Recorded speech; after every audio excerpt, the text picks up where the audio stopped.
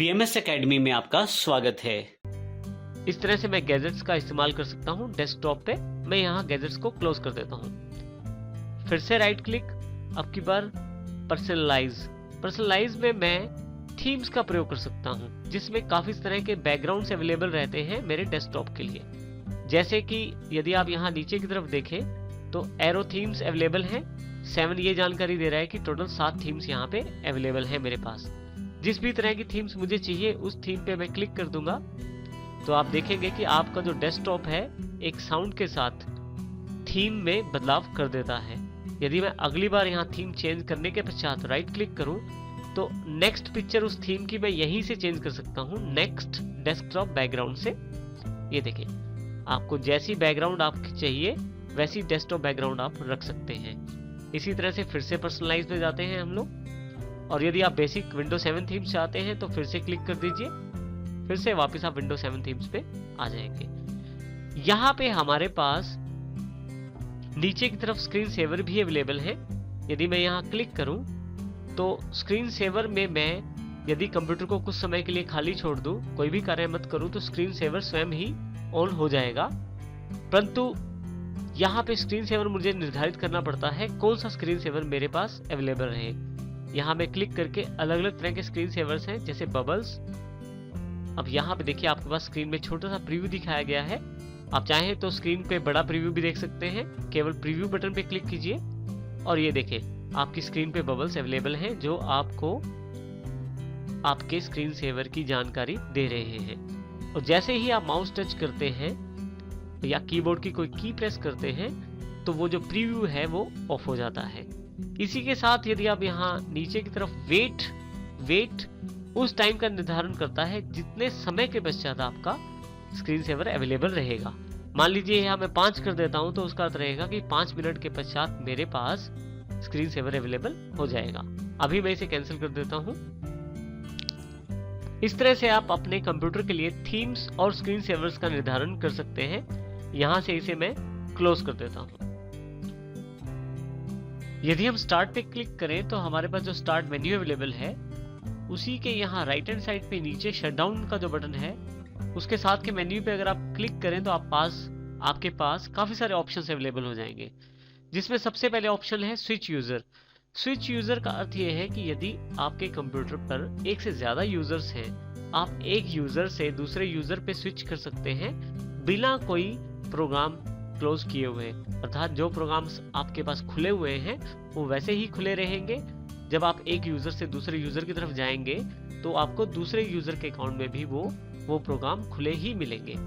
इसी तरह से लॉग ऑफ, इसमें आप लॉग ऑफ करते हैं, अर्थात अपने सभी प्रोग्राम्स क्लोज करने के पश्चात ही आप दूसरे यूजर्स में लॉग इन कर पाते हैं। तीसरा अर्थ है लॉक, जिसमें आप इस कंप्यूटर को लॉक कर सकते हैं। उसके पश्चात रीस्टार्ट, जिसका अर्थ है कि आप अपने कंप्यूटर को रीस्टार्ट कर सकते हैं, जिसमें सबसे पहले वो कंप्यूटर शटडाउन होता है, उसके पश्चात स्वयं ही रीस्टार्ट होकर ओपन हो जाता है। नेक्स्ट है स्लीप। स्लीप का अर्थ उस लो पावर स्टेट से है जिसमें आपके कंप्यूटर के प्रोग्राम कंप्यूटर की मेमोरी में रहते हैं और जैसे ही आपको कंप्यूटर की दोबारा आवश्यकता पड़ती है आपके पास जैसे ही माउस या कीबोर्ड टच करते हैं तो आपके पास वो फिर से अवेलेबल हो जाते हैं। इसमें यह ध्यान रखने वाली बात है कि कंप्यूटर आपका शटडाउन नहीं होता है, वो केवल स्लीप मोड में जाता है। जबकि हाइबरनेट में आपके जो भी प्रोग्राम्स हैं आपकी कंप्यूटर की मेमोरी में रहते हैं, परंतु कंप्यूटर इसमें टर्न ऑफ हो जाता है और नेक्स्ट टाइम जब आप टर्न ऑन करते हैं कंप्यूटर तो आपको वही प्रोग्राम आपकी मेमोरी में से अवेलेबल हो जाते हैं, जिससे कंप्यूटर आपका वही सेशन दोबारा स्टोर कर देता है। इसमें सबसे पहले हम जानकारी लेंगे किस प्रकार से हम यूजर क्रिएट कर सकते हैं। यूजर्स क्रिएट करने के लिए हम कंट्रोल पैनल पे क्लिक करते हैं। आपके पास यहाँ काफी सारी सेटिंग्स अवेलेबल हैं, जिसमें हम user accounts and family safety को क्लिक करेंगे। जैसे आप क्लिक करेंगे उससे रिलेटेड एक लेफ्ट साइड पे पेन खुल जाएगा और राइट साइड पे उससे रिलेटेड ऑप्शंस अवेलेबल हो जाएंगी। क्योंकि हमने user accounts and family safety को क्लिक किया हुआ है तो आप देखेंगे यहाँ डॉट ये बता रहा है कि आपके पास ये ऑप्शन सिलेक्टेड है। यहाँ हमारे पास यूजर अकाउंट पे क्लिक करते ही मेरे पास वो जानकारी अवेलेबल हो जाएगी कि मेरे पास कितने अकाउंट्स अवेलेबल हैं। अब यहाँ देखेंगे केवल एक ही अकाउंट अवेलेबल है, वो वरिंदर के नाम से है जो कि इस कंप्यूटर का एडमिनिस्ट्रेटर है। एडमिनिस्ट्रेटर का अर्थ ये है कि उसके पास कंप्यूटर से रिलेटेड सभी राइट्स अवेलेबल हैं, सभी पावर्स उसके पास अवेलेबल हैं। यहां से यदि हम चाहें तो अपने इस अकाउंट के लिए पासवर्ड भी सेट कर सकते हैं। इसके लिए मुझे केवल create a password for your account पे क्लिक करना है। देखिए मेरे पास वरिंदर एडमिनिस्ट्रेटर अकाउंट खुल जाएगा और यहाँ पे मैं नया पासवर्ड टाइप कर सकता हूँ और उसी पासवर्ड को दोबारा कंफर्म कर सकता हूँ। पासवर्ड मैं कहीं खुद ही भूल ना जाऊं, इसके लिए मैं एक पासवर्ड का हिंट भी दे सकता हूं।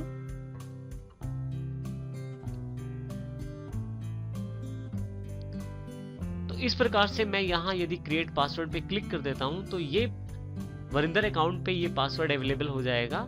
नेक्स्ट टाइम मेरे कंप्यूटर को ओपन करने के लिए पासवर्ड आवश्यक होगा। यदि पासवर्ड नहीं है तो कोई भी मेरे कंप्यूटर को एक्सेस नहीं कर पाएगा। यहाँ अभी मैं इसे कैंसिल कर देता हूँ। इसी तरह से यदि मैं चाहता हूँ कि एक से अधिक लोग मेरे कंप्यूटर पर एक्सेस कर पाएं परंतु मेरे अकाउंट से न कर पाएं, उनके अकाउंट अलग से अवेलेबल रहें, इसके लिए यहाँ आपके पास मैनेज अनदर अकाउंट अवेलेबल है ऑप्शन। इस पे यदि मैं क्लिक करूँ तो आप देखेंगे यहाँ पे 2 अकाउंट अवेलेबल हैं, जिसमें वरिंदर एडमिनिस्ट्रेटर जो हमारा पहला अकाउंट है, साथ ही एक गेस्ट का अकाउंट अवेलेबल है।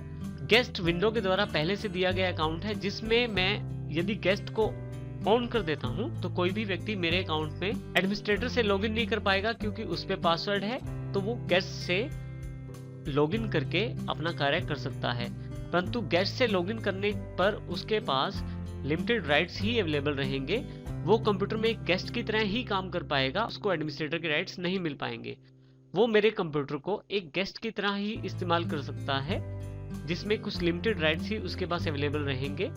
यहाँ पे यदि आप ध्यान दें तो गेस्ट अकाउंट ऑफ है। यदि मैं इसे क्लिक कर दूं तो मेरे पास एक ऑप्शन अवेलेबल हो जाएगा, क्या मैं गेस्ट अकाउंट को टर्न ऑन करना चाहता हूँ। यदि मैं उसे टर्न ऑन करना चाहता हूँ तो यहाँ से टर्न ऑन क्लिक कर दूंगा, जिससे कि यहाँ पे गेस्ट अकाउंट अवेलेबल हो जाएगा।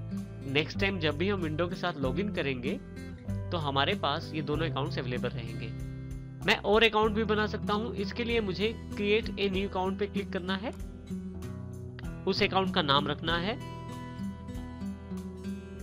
वो अकाउंट किस प्रकार से कार्य कर पाएगा, अर्थात वो स्टैंडर्ड यूजर है जिस पे लिमिटेड राइट्स हैं, जो सॉफ्टवेयर का प्रयोग कर सकता है, परंतु वो कंप्यूटर की सिक्योरिटी को किसी भी प्रकार से प्रभावित नहीं कर सकता। इसी तरह से क्या वो एडमिनिस्ट्रेटर की तरह अकाउंट का प्रयोग कर सकता है, जिसके पास सब तरह के राइट्स अवेलेबल हैं। तो यहाँ मैं स्टैंडर्ड यूजर अकाउंट पे क्लिक करके क्रिएट अकाउंट बना लेता हूँ। जैसे ही मैं क्रिएट अकाउंट करता हूँ, देखेंगे यहाँ न्यू अकाउंट के रूप में मेरे पास एक अकाउंट अवेलेबल हो गया है। अब यदि इस अकाउंट पे मुझे पासवर्ड सेट करना है तो मैं इसे क्लिक करूंगा, फिर से यहाँ से क्रिएट ए पासवर्ड और फिर से वही प्रोसेस, मुझे पासवर्ड देना है, कंफर्म करना है और यदि हिंट चाहूँ तो दे सकता हूँ। क्रिएट पासवर्ड करते ही मेरे इस स्टैंडर्ड यूजर अकाउंट पे, जो कि न्यू अकाउंट के नाम से है, एक पासवर्ड अवेलेबल हो जाएगा। मैं चाहूँ तो किसी भी अकाउंट की पिक्चर भी चेंज कर सकता हूँ। इसके लिए जिस अकाउंट की मुझे पिक्चर चेंज करनी है उस अकाउंट को क्लिक करूंगा। यहाँ देखिए मेरे पास इन सेटिंग्स पे चेंज द पिक्चर का ऑप्शन अवेलेबल है, मैं क्लिक करूंगा। जिस तरह की पिक्चर मुझे चाहिए उस तरह की पिक्चर क्लिक करके मैं चेंज पिक्चर पे क्लिक कर दूंगा। तो देखिए मेरे पास यहाँ पिक्चर्स चेंज हो गई है। इसी तरह से यदि आप चाहें तो अकाउंट बाद में भी अकाउंट टाइप चेंज कर सकते हैं। जैसे कि मैंने न्यू अकाउंट जो बनाया था एक स्टैंडर्ड यूजर के रूप में था, मैं चेंज अकाउंट टाइप पे जाता हूं तो मैं इसको एडमिनिस्ट्रेटर के रूप में फिर से प्रयोग कर सकता हूं। इसके लिए मुझे अकाउंट टाइप जो है वो एडमिनिस्ट्रेटर करनी पड़ेगी।